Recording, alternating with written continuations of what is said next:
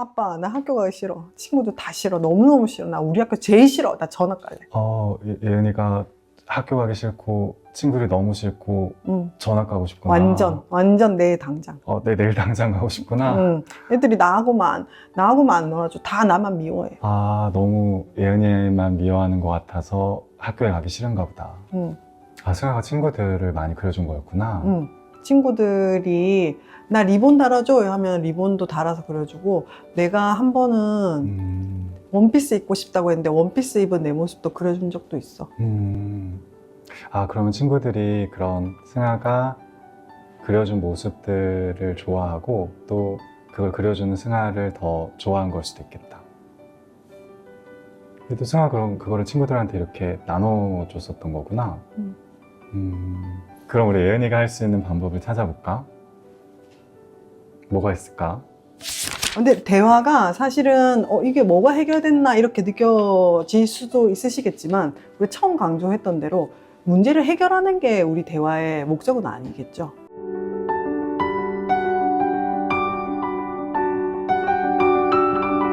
안녕하세요. 소아청소년 정신건강의학과 전문의 박소영입니다. 오늘은 마지막 게스트 김병욱 선생님을 모시고 촬영해 보겠습니다. 네, 안녕하세요. 소아정신과 전문의 김병욱입니다. 저는 마음건축 정신과 의원을 운영하고 있습니다.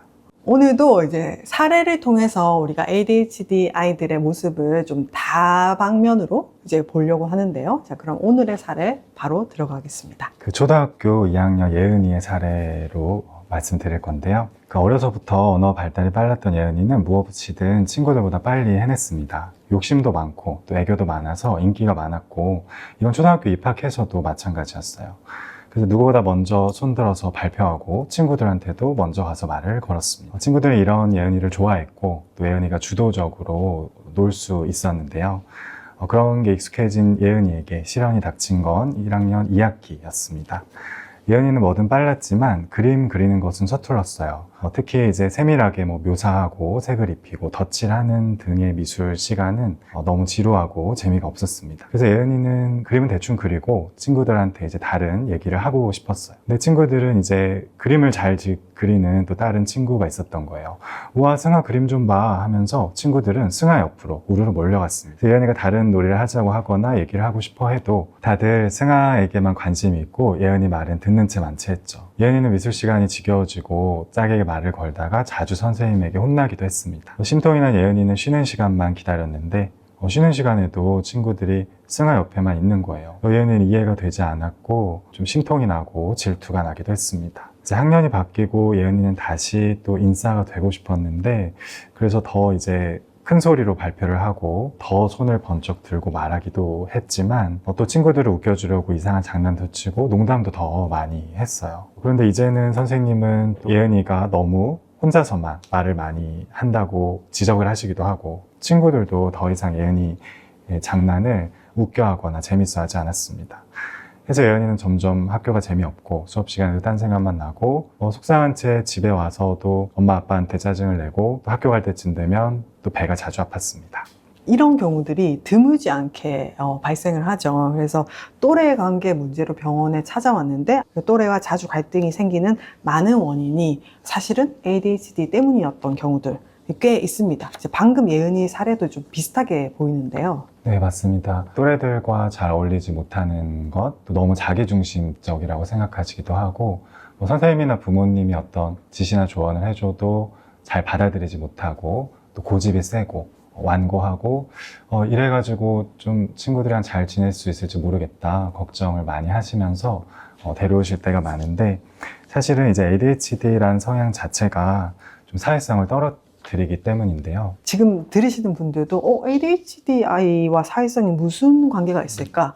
왜 ADHD 성향이 또래 관계를 어렵게 할까? 이해가 쉽게 되지 않으실 수 있을 겁니다. 근데 실제 이 ADHD라는 게 주의력 결핍 과잉행동 장애라는 이제 질환명인데, 그 안에 이제 주의력의 결핍, 과잉행동 충동성, 이 세 가지가 가장 대표적인 증상이잖아요. 그런데 이 세 가지가 단지 학업에만 영향을 주는 건 아니죠. 우리 아이들에게 꼭 필요하고 중요한 또래 관계, 사회생활에도 큰 영향을 끼치게 됩니다. 사실 조금 복잡하긴 하지만 이 ADHD라는 성향의 핵심은 조절과 실행에 어려움이 있습니다. 자기 조절의 어려움 때문에 과잉 행동이나 다른 이제 충동적인 언행, 또 참고 기다리기 힘들어서 친구의 말을 끝까지 듣지 못하고 불쑥 끼어든다든지 이러한 조절 및 실행의 어려움이 사실은 사회성을 떨어뜨리는 데 영향을 많이 주게 되고요. 또 다른 ADHD 성향으로 좀 자기 인식이 어렵고 자기 객관화가 어려운 면이 있습니다.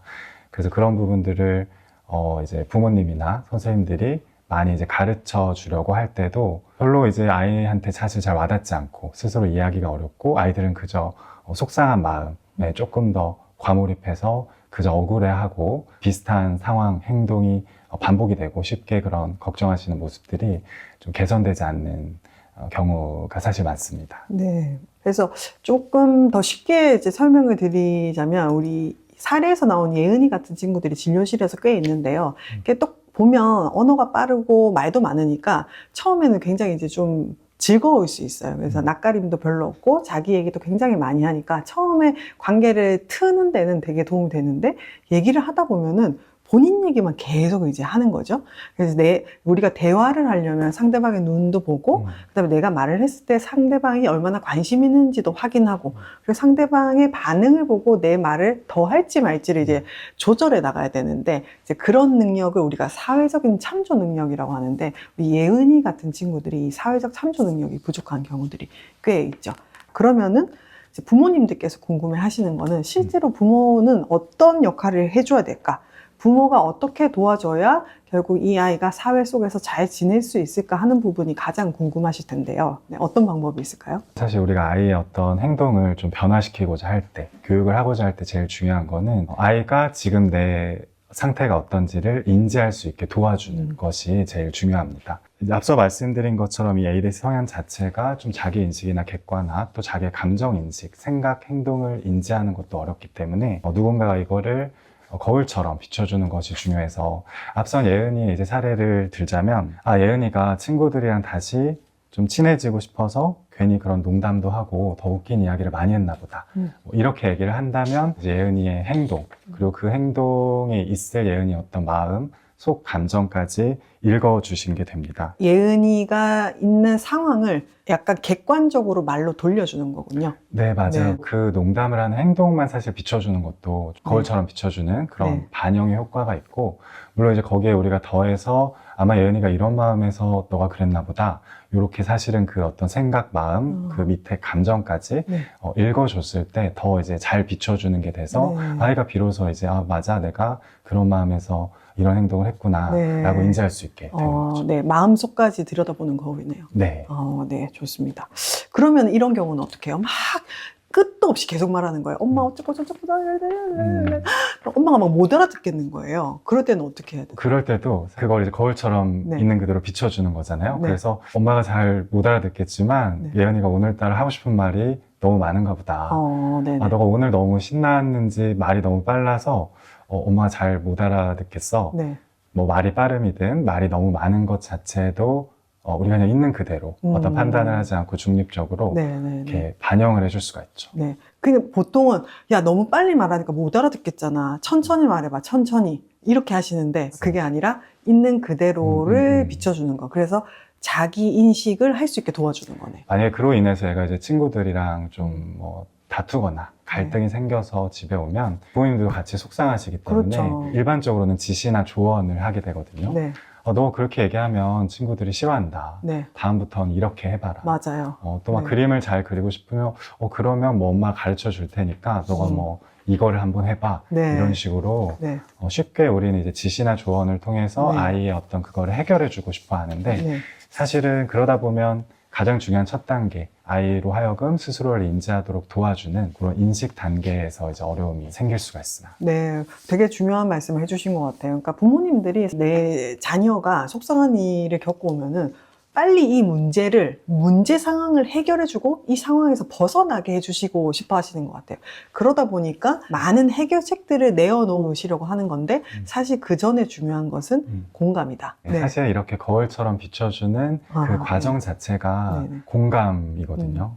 그래서 공감은 그 행동을 그냥 비춰주는 것이기도 하지만 마음을 헤아려 보는 그 과정, 그리고 아이를 좀 우리가 궁금해하고 이해하려는 시도, 그 네. 이해 시도 자체가 공감이 됩니다. 결국엔 이런 공감을 통해서 잘 반영을 해주고 자기 인지부터 잘 이루어질 때 아이가 주변을 바라보는 시선, 눈치, 사회적인 인지도 좋아져서 사실 사회성을 키워주기 위해서 가장 중요한 것이 공감이라고 할 수 있겠습니다. 네, 이 공감은 사실 많은 전문가들이 입을 모아 말을 하는 내용이기도 한데 이제 그만큼 쉽지 않은 거인 것 같기도 합니다. 그래서 저희가 오늘은 짧게 예시들을 들어서 설명을 해드렸는데요. 좀 자세한 내용들은 또 책에 나와 있으니까 같이 네. 봐주시면 좋을 것 같습니다. 네. 그런데 물론 공감이 사실은 중요하다고 다들 느끼시고 또 공감을 해주려고 많이 애쓰시지만 또 이렇게 비춰준다고만 해서 사실 아이의 어떤 행동이 변화하는 것은 아니잖아요. 근데 그럼 어떻게 하면 그 다음 단계 사회성이 좋아지게 친구들과 잘 어울리게 네. 해줄 수 있을까요? 그래서 생각보다 우리가 할 수 있는 방법들이 꽤 있습니다. 앞서 이런 문제 상황이 생기는 게 아이가 못돼서 어떤 나쁜 버릇이 있어서라기보다는 우리 아이가 주변 상황을 제대로 인지하는 힘이 조금 부족하고 또 자기중심적으로 혹은 피상적으로만 상황을 보다 보니까 전체 상황을 잘 인지하지 못하는 경우들이 있거든요. 그래서 우리 부모님들은 아이하고 함께 이 상황을 살펴보는 연습을 할 수가 있습니다. 그래서 이름을 붙여보자면 생각할 기회를 주는 질문을 하기. 어떤 적절한 질문을 통해서 우리 아이의 사고와 감정의 폭을 넓히는 것이 되겠죠. 그래서 지금 예은이 같은 경우에 친구들이 승아만 좋아한다. 승아 옆에만 있고 내 말을 안 들어주기 때문에 나를 싫어한다. 그래서 친구들이 나를 싫어하기 때문에 나는 학교에 가기 싫다. 좀 이렇게 굉장히 단편적이고 어떻게 네. 보면 피상적인 사고 과정이 있잖아요. 네. 근데 사실은 그런 사회적인 상황에서는 굉장히 많은 요인들과 전후 맥락, 그 미묘한 그 차이가 있을 거란 말이에요. 그래서 부모님이 적절한 질문을 해서 이 상황을 좀 더 전체적으로 볼 수 있는 사고를 키워줘야 되겠죠. 그래서 인지를 잘 도와주면서도 네. 적절한 질문이 네. 이제 다음 단계에서 중요하겠네요. 네네, 맞습니다. 그치만 또 이게 이해가 어려우실 수도 있을 것 같아서 거울처럼 비춰주는 것과 또 적절한 질문을 어떻게 하면 좋을지 저희가 어떻게 예시를 한번 네네, 들어볼까요? 연기를 좀 한번 네. 해보겠습니다. 그거, 아빠, 나 학교 가기 싫어. 친구들 다 싫어. 너무너무 싫어. 나 우리 학교 제일 싫어. 나 전학 갈래. 예은이가 학교 가기 싫고 친구들이 너무 싫고 전학 가고 싶구나. 완전 내일 당장. 네, 내일 당장 가고 싶구나. 애들이 나하고만 안 놀아줘. 다 나만 미워해. 너무 예은이만 미워하는 것 같아서 학교에 가기 싫은가 보다. 맞아. 학교 가기 싫어. 너무 가기 싫구나. 근데 책가방도 버려. 아니 근데 저기 왜 그렇게 가기 싫을까? 좀 언제 좀 너무 그럴 때가 아니 있었니? 아빠, 애들이 다 승아한테만 가 있다고. 원래는 다 나만 음. 좋아하고 나 얘기도 듣고 그랬는데 다 승아 옆에만 가 있다니까? 그 그림만 보고 내 말을 아무도 안 들어줘. 나를 무시해 완전. 친구들이 승아한테 많이 있어가지고 얘네가 좀 속상했나 보다. 그래서 좀 나를 무시한다고도 느꼈었나 보네. 무시? 맞아. 친구들이 내 말 무시했어. 네. 나는 얘기하고 싶단 말이야, 친구들이랑. 근데 내 말 무시했어. 나랑 안 놀아주고. 친구들이랑 얘기하고 싶었는데 친구들이 나랑 안 놀아줘서 많이 속상했나 보다. 그러니까 나 싫어하는 거지. 그래서 또 나를 싫어하는 것처럼 느꼈나 보다. 맞아.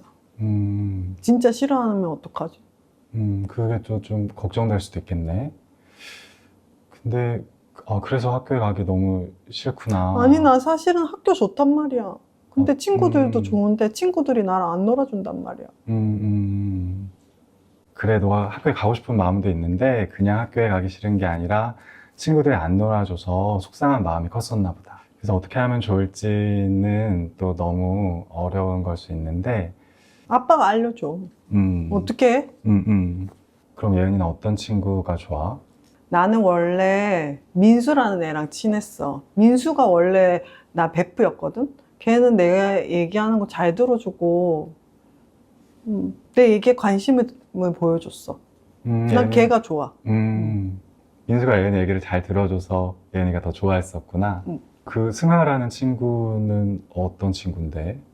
승아는 되게 조용해. 승아 그림을 보면 사실 나도 승아 그림이 좋긴 하거든? 그 승아 그림을 보면 친구들이 해달라는 대로 그려주더라고. 승아가 친구들을 많이 그려준 거였구나. 친구들이 나 리본 달아줘 하면 리본도 달아서 그려주고, 내가 한 번은 원피스 입고 싶다고 했는데 원피스 입은 내 모습도 그려준 적도 있어. 아, 그러면 친구들이 그런 승아가 그려준 모습들을 좋아하고 또 그걸 그려주는 승아를 더 좋아한 걸 수도 있겠다. 근데 또 승아 그럼 그거를 친구들한테 이렇게 나눠줬었던 거구나. 그럼 우리 예은이가 할 수 있는 방법을 찾아볼까? 뭐가 있을까?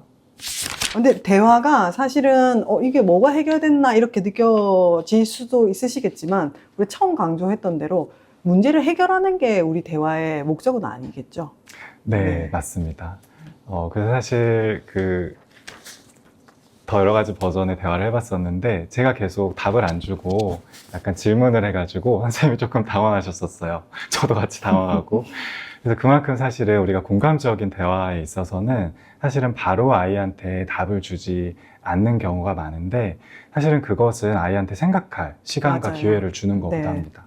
네. 그래서 어떻게 하면 좋을까라고 사실은 먼저 하도록 많이 격려를 드리는데, 그러면 사실 뭐 예은이나 보통은 뭐 어쩌라고 나도 모르는데 어쩌라고 네, 네, 이렇게 네. 돼요. 그렇지만 우리가 이제 아이의 답을 사실 기대하는 건 아니고 질문을 주고 기다려줄 때 아이가 생각을 해볼 수 있기 때문에 인식하지 못하고 있던 생각을 할 수 있도록 도와주는 질문이라고 할 수 있을 것 같아요. 네. 지금 사실 처음에 예은이는 그냥 나는 학교를 가기 싫어. 친구들은 나를 미워해. 이런 이제 부정적인 감정만 가지고 그것만을 토로했는데요. 대화 속을 하다 보니 사실은 자기가 학교 가기 싫은 게 아니라 친구들과 놀지 못해 속상하다. 이걸 본인이 알게 된 게, 그게 저는 굉장히 중요한 거라고 생각이 들어요. 네, 맞습니다. 네. 그래서 선생님 말씀대로 적절하게 질문하고 답을 주지 않으려고 노력하는 거. 근데 기다려주는 거. 그게 이제 상당히 중요하면서도 어려운 일인 것 같습니다. 가령 우리가 이제 아이가 좀 눈치 없는 행동을 해가지고 친구들하고 못 어울리고 왔을 때는 속상한 마음이 앞서기 때문에 사실은 아이를 이렇게 충분히 공감해주고 있는 그대로 비춰주는 게 쉽지가 않습니다. 공감이 어려운 이유 중에 하나는 판단이 들어가는 순간 있는 그대로 인정해주지 못하게 되기 때문인데, 사실 공감이라는 것의 출발은 있는 그대로를 인정해주고 수용하는 태도가 공감의 출발이 됩니다. 그게 참 사실 어려워서 저도 말을 하면서도 이게 잘 전달이 될까 이런 생각이 잘 전달이 됐습니다, 선생님. 드는데요. 네. 그리고 이런 대화들이 이렇게 이제 저희가 최대한 자연스럽게 하려고 했지만 좀 어색하게 느껴지시는 분들도 분명 있을 거고, 또 책을 통해서 읽다 보면 실제로 저렇게 말을 하는 사람이 있을까 하는 의구심을 가지시는 분들도 있을 거예요. 근데 실제로 하시다 보면 굉장히 편안해집니다. 조금씩이라도 한번 시도를 해보셨으면 좋겠습니다. 평소에도 ADHD 아이들 굉장히 많이 만나시고 또 부모님들하고도 많은 이야기를 나누시는 걸로 제가 알고 있습니다. 그래서 오늘은 또 많은 구독자분들이 보고 계실 텐데요. 마지막 한마디 부탁드리겠습니다. 네, 오늘 그런 사회성과 관련해서 강조해드린 공감에서 가장 중요한 것이 이제 인정과 수용이라고 말씀을 드렸는데요. 사실 그게 어려운 이유는 지금의 이제 많은 부모님 세대들, 저희가 어릴 때부터 성장할 때 조금 더 이제 우리 사회가 공감적이기 어려웠고 더 좀 터프하고 힘든 시대였기 때문에 공감받으면서 자란 분들이 거의 없습니다. 그렇기 때문에 저희가 예시를 들어드릴 때도 그렇고 실제로 할 때도 그렇고 어색하게 느껴지시는 부분이 많을 수가 있는데요. 너무 어렵다거나 하시지 않고 좀 자신감을 가지실 수 있으면 좋겠고요. 또 무엇보다 사실 그런 수용과 인정, 판단하지 않고 수용하고 인정한다는 게 너무 어려운 것인데, 그래서 저는 부모님들이 먼저 자기 자신을 좀 인정하고 수용하시는 것을 많이 격려를 해드리는 편입니다. 내가 아이 때문에 너무 화가 날 때라든지 감정 조절 어려울 때, 혹은 그로 인해서 어떤 힘든 생각들이 너무 많아지고 힘들 때도 그럴 수 있다는 거, 내가 좀 화를 냈어도 사실 그럴 수 있는 거거든요. 그래서 무엇보다 스스로에 대해서 그럴 수 있다라는 수용과 인정을 매일 연습하시다 보면 아이 행동에도 그럴 수 있다. 예은이가 조금 의도치 않은 말을 해도 그럴 수 있다라고 인정해 주실 수 있는 부모님들이 되실 것을 믿고 확신합니다. 김병호 선생님이 따뜻한 소리로 이렇게 말씀해 주시니까 저도 마음 편안해지고 저도 그럴 수 있다. 네, 실수할 수 있다. 네, 그런 생각이 듭니다. 네, 귀한 시간 내주셔서 감사합니다. 감사합니다. 네, 다음에 또 봐요.